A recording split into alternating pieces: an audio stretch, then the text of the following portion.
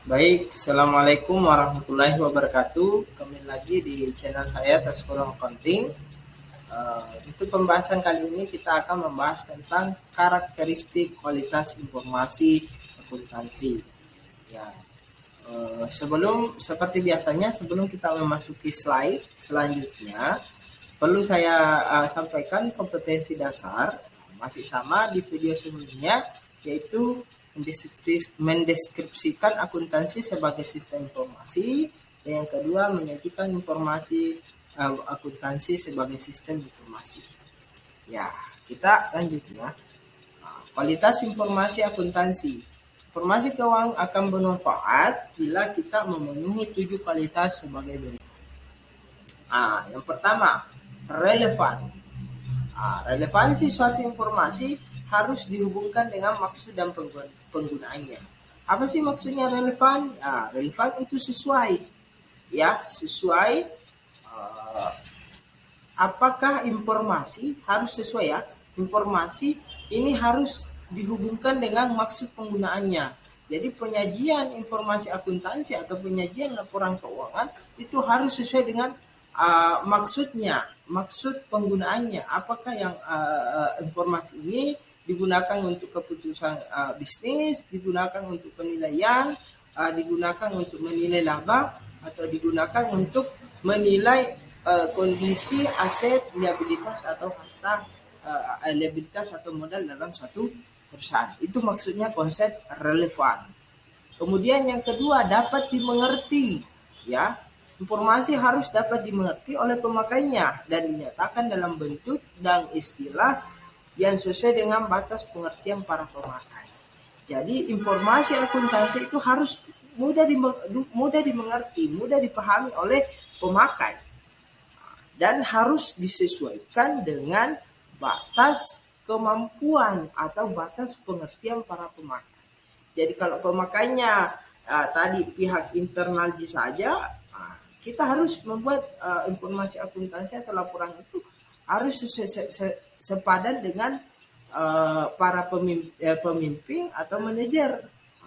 Itu dibedakan lagi. Kalau pemakainya dari masyarakat, harus kita sajikan laporan keuangan itu lebih sederhana supaya masyarakat mampu memahami. Begitu pula seterusnya. Kemudian daya uji.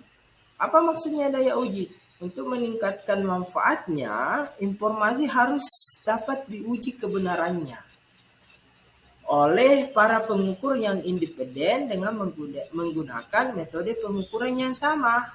Daya uji ini bisa dibuktikan dengan proses audit, ya, proses audit atau proses pemeriksaan oleh para akuntan yang independen untuk memeriksa, ya, untuk memeriksa laporan keuangan yang telah kita sajikan. Itu maksudnya daya uji. Bisa diuji. Apakah ini benar? Apakah ini salah? Itu maksudnya. Selanjutnya netral. Jadi informasi harus diarahkan pada kebutuhan umum pemakai dan tidak tergantung pada kebutuhan atau keinginan pihak tertentu. Jadi netral itu tidak berpihak, ya, tidak berpihak.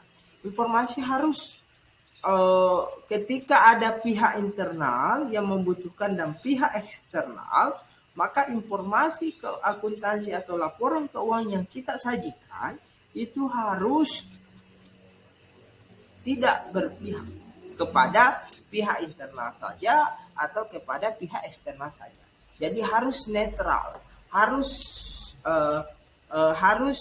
semua kebutuhan oleh pemakai harus terrealisasi dalam laporan itu.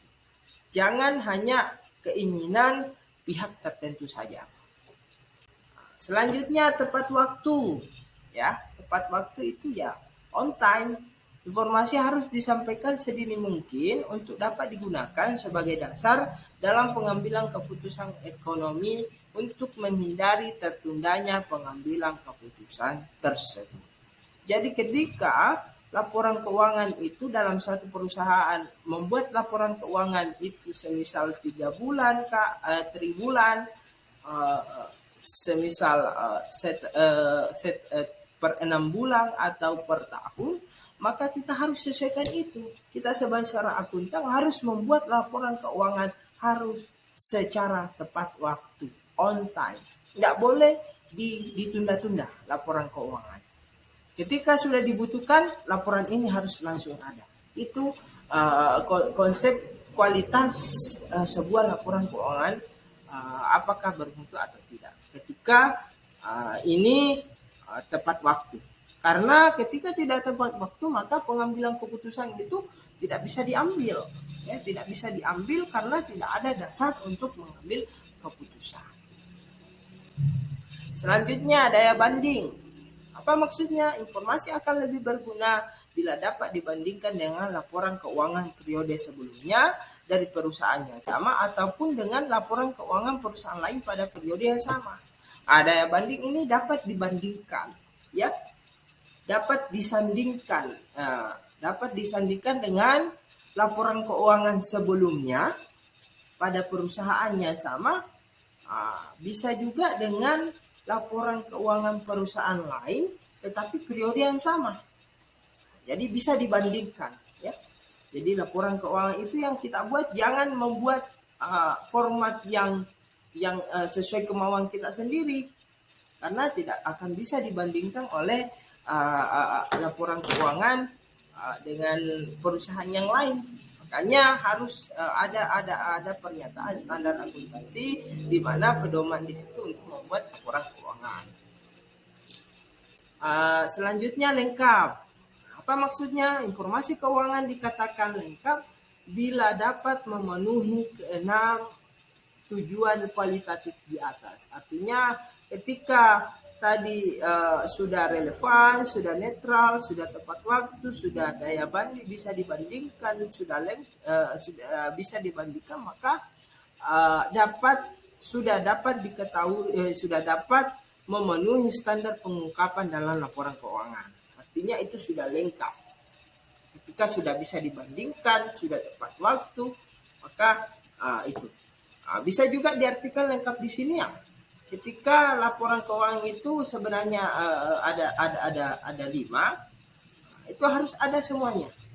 Ada laporan neraca, laporan laba rugi, laporan perubahan modal, laporan arus kas, dan catatan atas laporan keuangan itu harus ada ketika sudah dilaporkan. Jangan informasi itu tidak akan lengkap ketika salah satunya tidak ada. Saya kira cukup sekian pembahasan hari ini. Semoga ada manfaatnya untuk kita semua. Jangan lupa like, komen, dan subscribe untuk memberikan support kepada pembuat channel. Saya kira cukup sekian. Saya akhiri. Assalamualaikum warahmatullahi wabarakatuh.